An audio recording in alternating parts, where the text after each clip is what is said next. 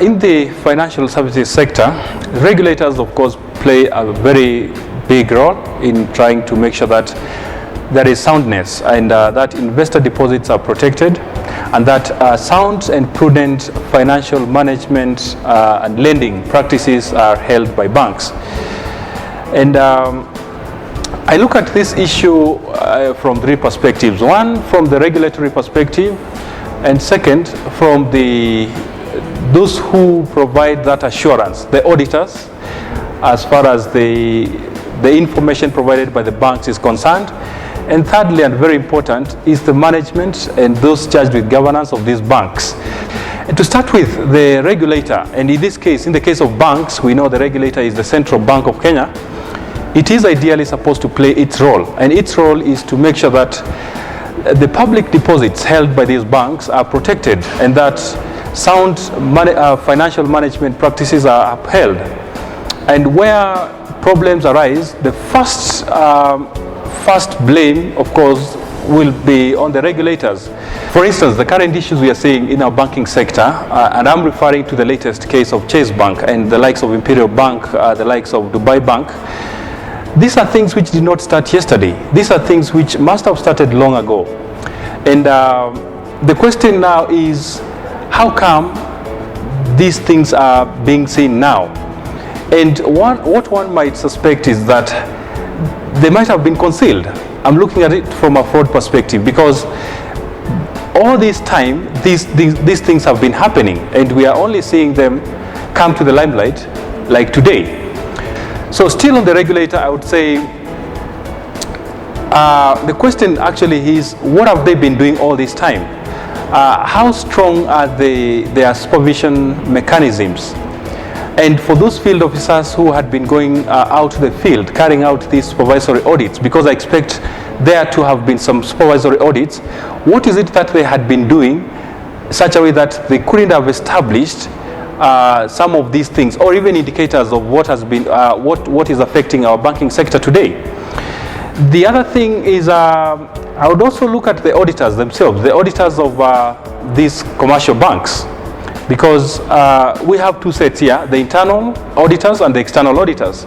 I'll start with the internal auditors. Now, the internal auditors are part of the management of these banks, and their work is first, of course, to establish what are some of the risks surrounding the entity or the bank, and what are the areas of concern that the management should address.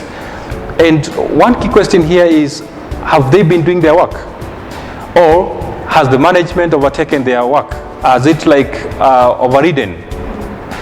Such a way that now whatever issues the internal auditors raise, the management kinds of cover-ups. So that is one key question we need to ask. And this, of course, as I speak about these issues, it's like we need to rethink how internal audit departments in banks function, and how do we ensure that they are independent, and how do we ensure that they do their work as it's supposed to be done, and that the issues they raise, they are acted upon by the board of the banks. Then the other issue is, of course, in the case of external auditors, because you see, this is a bank that has been having issues over time, and the way I understand the external audit is that the issues you raise in audit of period X, if you find the same issues being repeated in the audit of period Y, which is the next period, then you should either find ways or avenues of communicating that to the relevant stakeholders. And here, I would even say you should find a way of seeking audience with the regulator if there are serious issues which you find banks have not been complying with. The last aspect I would want to look at is also the management now. The management and those charged with governance of these banks. We seem to be having governance problems. We seem to be having ethical challenges. We seem to be having problems with the management of banks.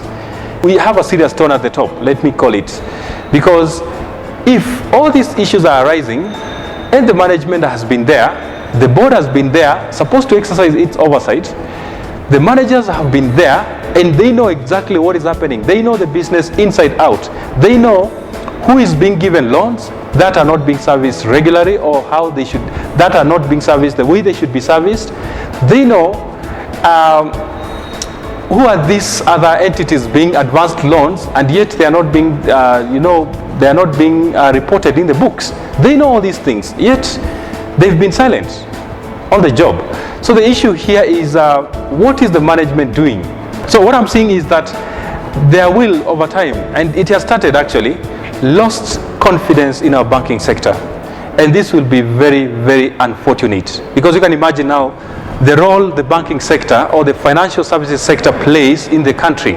It contributes a lot to the GDP, because it's these banks that advance loans which are used to develop, these real estates we see, these businesses we see. They even lend the government, I'm sure. But now the moment we see these problems, then the confidence is going to be eroded, and other not very good repercussions will come in.